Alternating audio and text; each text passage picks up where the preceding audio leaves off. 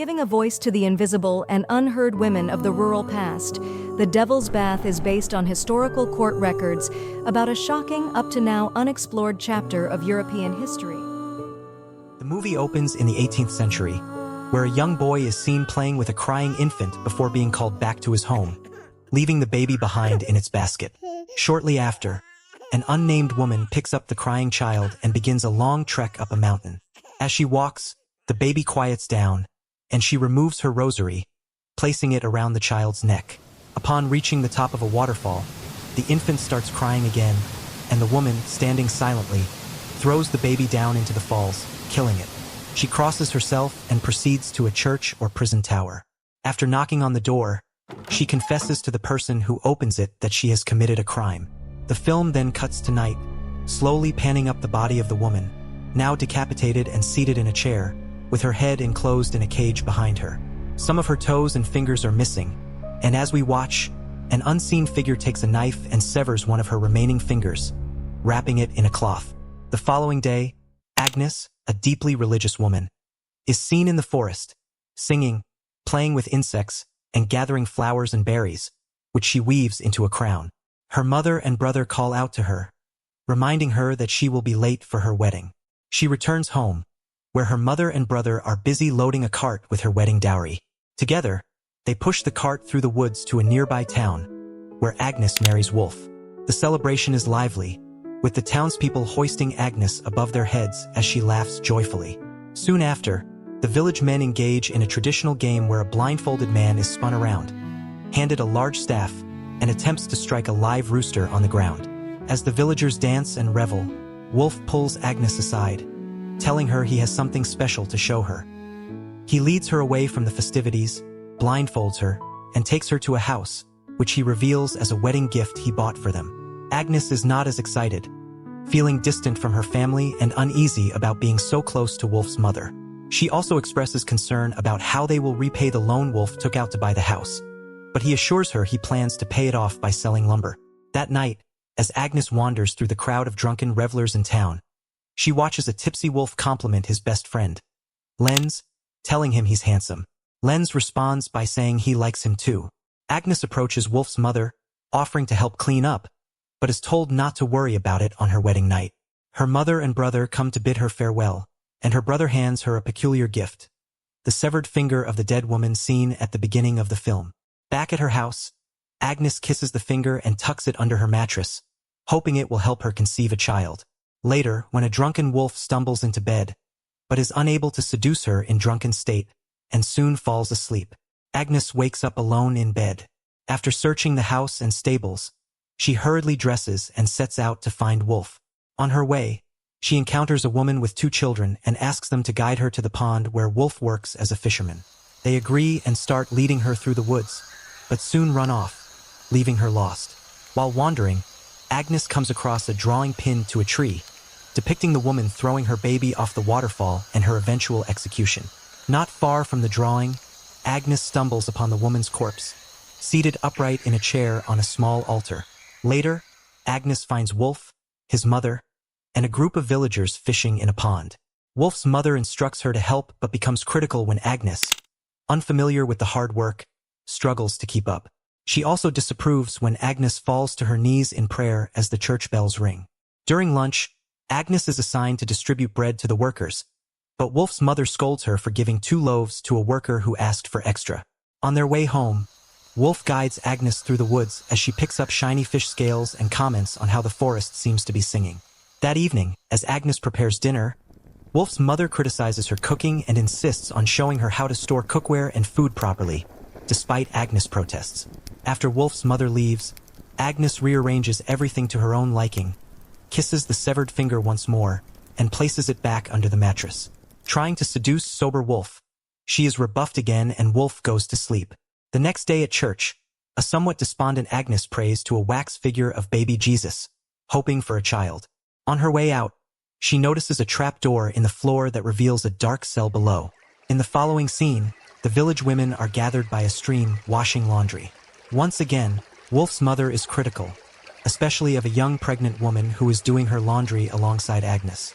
Agnes compliments the young woman's hair comb, and the woman graciously gives it to her, Agnes then falls asleep in the woods and later returns home to find Wolf and his mother already eating dinner.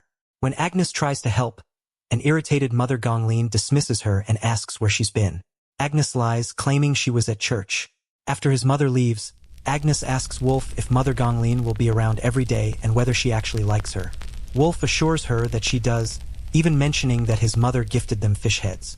However, for the third night in a row, Wolf avoids being intimate with Agnes. The next morning, Agnes wakes early and heads to the pond before anyone else, hoping to catch fish to redeem herself for the previous day. However, she gets stuck in the mud. When Wolf and the other workers arrive, he scolds her for being reckless, warning that she could have drowned. That night, someone bangs on their door, telling Wolf to hurry because something has happened to Lenz. Wolf rushes out, and Agnes follows him unnoticed. She arrives just as the men force open the barn doors, revealing Lenz has hanged himself, while his mother begs them to let her bury him.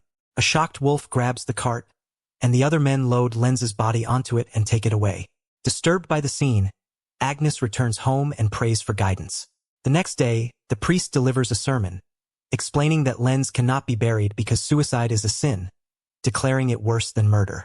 He adds that the woman who threw her baby into the waterfall was at least saved through confession before her execution, so she was forgiven. As Agnes leaves the church, she sees Lenz's body left to rot in a refuse heap.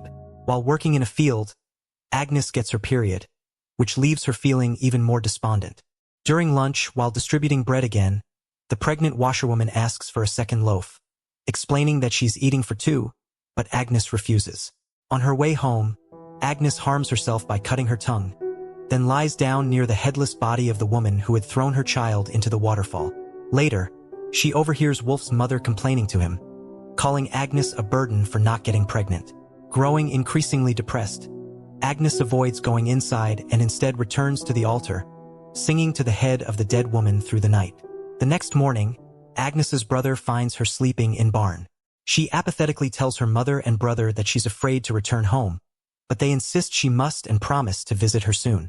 When Wolf tries to take her home and she refuses, he carries her back himself. Once there, Agnes sinks into a deep depression, refusing to get out of bed or do her chores. As a result, food begins to rot, and the goats fall ill with infections, eventually having to be put down. Agnes is taken to a barber, the town's closest equivalent to a doctor, who sews a piece of horsehair into the back of her neck, instructing her to shift it back and forth to let the wound fester and draw out the poison in her head. On her way home, she finds an unattended baby in the woods and brings it with her, proclaiming it as a miracle. However, Wolf and his mother are horrified and demand she return the baby. As her depression worsens, Agnes decides to end her life by ingesting rat poison. In her despair, she prays and has a vision of herself crawling through a narrow tunnel while carrying a baby, which is revealed to be the wax figure of the baby Jesus from the church. Overcome with pain and vomiting, she pleads with Wolf to fetch a priest. He leaves but returns alone, explaining that the priest wasn't home, but they can go together to see him the next day. Fearing she may die without confession, Agnes admits to taking rat poison, and Wolf forces her to vomit it up. The next morning, Wolf and his mother dress Agnes, and Wolf carries her back to her mother and brother's farm, explaining that she is in the devil's bath and has tried to take her own life. The next morning, Agnes wakes early, gets dressed, and heads back toward the town. Along the way, she encounters a group of children, gathering wood by a pond, and asks a young boy to guide her to a small shrine in the woods. She promises to reward him if he recites a prayer with her. After he finishes, Agnes suddenly stabs him in the neck. Though he survives the initial wound and cries out for help, Agnes reassures him, saying that now he will never sin and will become an angel before God. She then slits his throat, and he dies in her arms. Following this, much like the woman at the beginning of the film, Agnes knocks on the door of the church or prison tower and confesses to having committed a crime. Locked in a cell, Agnes confesses to the priest, revealing that she no longer wishes to live in this world but sought absolution before dying. She explains that she killed the boy knowing it would allow her to make her final confession before being executed, as she saw no other way out. The priest grants her absolution, and Agnes begins to laugh and cry uncontrollably. Now, a catatonic Agnes is wrapped sewn into animal skin and dragged through town to the altar, where she will be executed. A hood is placed over her head by the executioner and she begins to sing quietly.